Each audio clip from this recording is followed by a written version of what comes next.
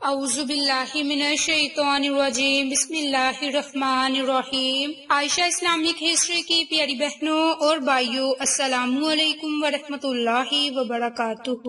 تمام تعریفیں اللہ کے لیے، وہی نیک لوگوں کا ولی ہے۔ میں گواہی دیتی ہوں کہ اللہ کے سوا کوئی معبود برحق نہیں، وہ یکتا ہے، اس کا کوئی شریک نہیں، اور میں یہ بھی گواہی دیتی ہوں کہ حضرت محمد مصطفیٰ صلی اللہ علیہ وآلہ وسلم اللہ کے بندے اور آخری رسول ہیں۔ یا اللہ ان پر اور ان کے آل پر اور تمام صحابہ کرام پر اپنی رحمتیں، برکتیں اور سلامتی نازل فرما، آمین۔ میری بہنوں اور بھائیوں، سب سے پہلے آپ سب کو جشن عید میلاد النبی مبارک۔ آج آپ کے ساتھ 12 ربیع الاول کے مبارک دن کا خاص عمل اور وظیفہ شیئر کرنے جا رہی ہوں۔ میری بہنوں اور بھائیوں، حضرت محمد مصطفیٰ صلی اللہ علیہ وآلہ وسلم کے نور کریم کی پیدائش ایک روایت میں ہے کہ حضرت جابر بن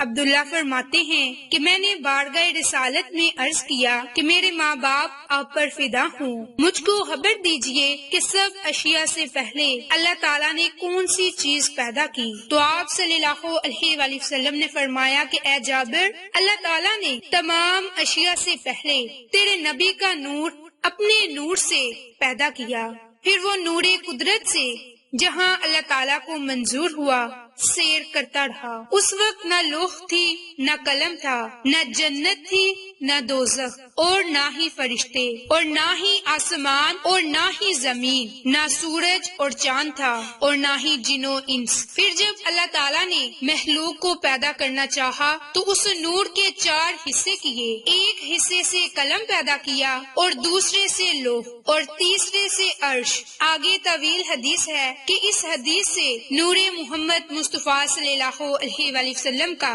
اول الخالق ہونا باولایت حقیقتاً ثابت ہے، کیونکہ جن جن اشیاء کی نسبت روایت میں اولیت کا حکم آیا ہے، ان اشیاء کا نور محمد سے مطہر ہونا حدیث سے ثابت ہے۔ اسی طرح ایک اور حدیث میں ہے کہ نبی پاک صلی اللہ علیہ وآلہ وسلم نے ارشاد فرمایا کہ بے شک میں اللہ تعالیٰ کے حق کے نزدیک خاتم النبیین ہو چکا تھا، اور حضرت آدم علیہ السلام اپنے حمیر ہی میں تھے، یعنی ان کا پتلا بھی تیار نہ ہوا تھا۔ اس روایت کو امام احمد اور بہقی نے بیان فرمایا ہے۔ ایک شخص نے نبی پاک صلی اللہ علیہ وآلہ وسلم سے عرض کیا کہ یا رسول اللہ، آپ کب نبی بنے؟ تو آپ صلی اللہ علیہ وآلہ وسلم نے فرمایا کہ حضرت آدم علیہ السلام اس وقت روح اور جسد کے درمیان میں تھے جبکہ مجھ سے میثاق یعنی کہ نبوت لے لیا گیا۔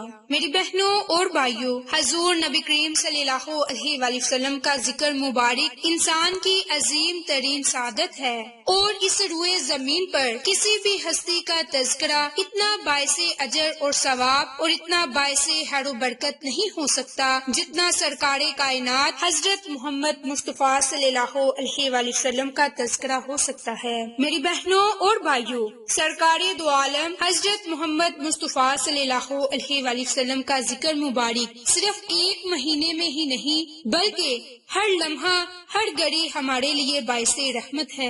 12 ربیع الاول کے دن حضور نبی کریم صلی اللہ علیہ وآلہ وسلم کے لیے صالحہ ثواب کرنا۔ آپ صلی اللہ علیہ وآلہ وسلم کے صالحہ ثواب زمان اور مکان باعث سعادت ہے۔ حضور نبی کریم صلی اللہ علیہ وآلہ وسلم کا ہر امتی پر اس قدر احسان ہے کہ اگر زندگی کے ہر لمحے میں بھی آپ کے صالحہ ثواب جاری رکھا جائے تو بھی آپ کے احسانات کا حق ادا نہیں ہو سکتا۔ لہٰذا صالحہ ثواب یا درود شریف کے لیے 12 ربیع الاول کی تاریخ کو سال بھر میں خاص کر لینا اور بقیہ دنوں میں بھی درود پاک کو کثرت کے ساتھ حضور نبی کریم صلی اللہ علیہ وآلہ وسلم کی بارگاہ میں پیش کرنا۔ تو میری بہنوں، پہلا کام 12 ربیع الاول کے دن اور رات میں آپ نے کثرت کے ساتھ درود پاک کا نذرانہ پیش کرنا ہے۔ دوسرا، اب آپ نے جو کام کرنا ہے وہ نوافل ادا کرنے ہیں۔ اب یہ نوافل 4 رکعت نماز نوافل ہیں۔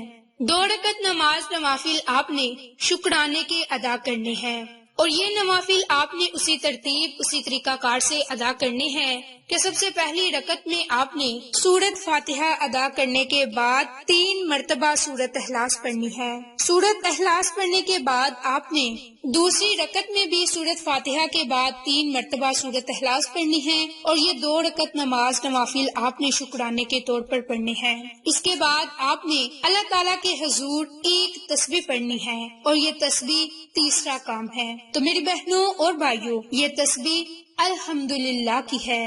آپ نے ایک تسبیح الحمدللہ پڑھنی ہے۔ اب اسی طرح آپ نے چوتھا عمل صلاۃ الحاجت کی نیت سے 2 رکعت نماز نوافل ادا کرنے ہیں۔ اس کے لیے بھی آپ نے اپنے مقصد کو ذہن میں رکھنا ہے۔ اگر آپ کی کوئی مراد ہے، کوئی حاجت ہے، تو اسے ذہن میں رکھ کر آپ یہ 2 رکعت نماز صلاۃ الحاجت ادا کریں۔